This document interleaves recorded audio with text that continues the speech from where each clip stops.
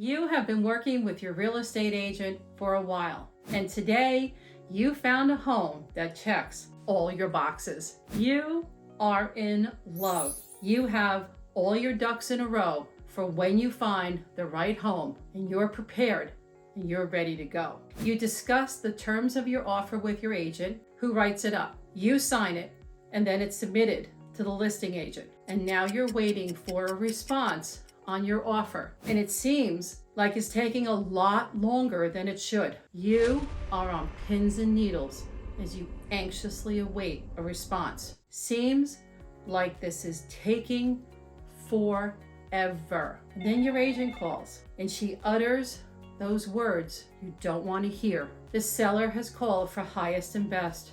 Oh, what does this mean? And what do you do now?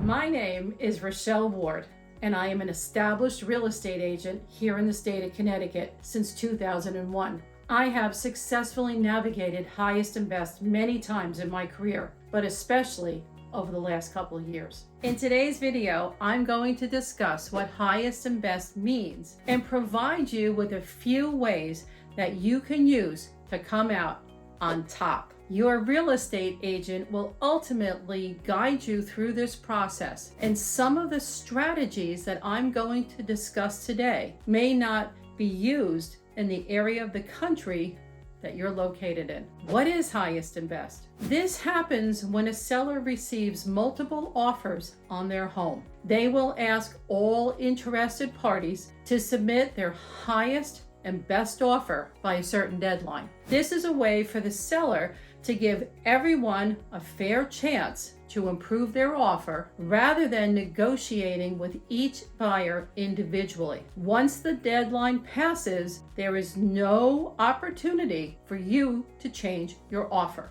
How does highest and best work? The goal is for the seller to secure the most favorable deal, which doesn't always mean the highest price. It also includes terms and conditions that make your offer more attractive. Once a seller decides to call for highest and best, they will typically set a deadline, usually within 24 to 48 hours, for all interested buyers to submit their strongest offer. At that point, buyers have to decide: 1, do you want to increase your offer? 2, can you improve the terms to make your offer more appealing? 3, are you comfortable with your original offer, and are you willing to take the risk of being outbid?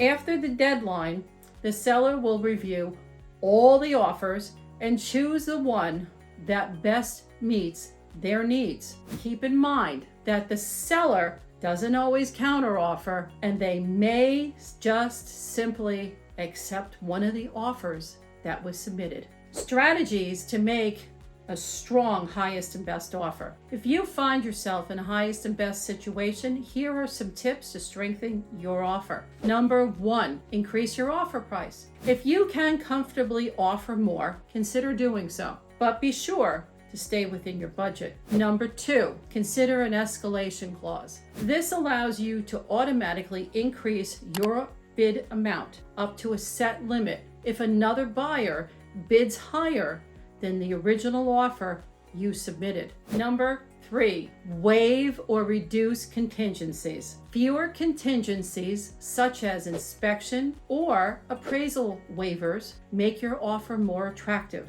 but be sure that you understand the risks. Number 4, increase your earnest money deposit. A higher deposit shows the seller you're serious about the home. Earnest money deposit is also known as a good faith deposit. Number 5, offer flexible terms. If the seller needs time to move out, offering a rent back agreement or a flexible closing timeline could make your offer stand out. Number 6, get fully pre-approved. Submitting an offer with a full loan pre-approval, not a pre-qualification, can give the seller confidence in your ability to close. Pre-approval means that you have submitted all your documents to the lender, and those documents have gone through underwriting, and all you need is a house. Here are my final thoughts on highest and best. The highest and best process can feel really stressful, but with the right strategy,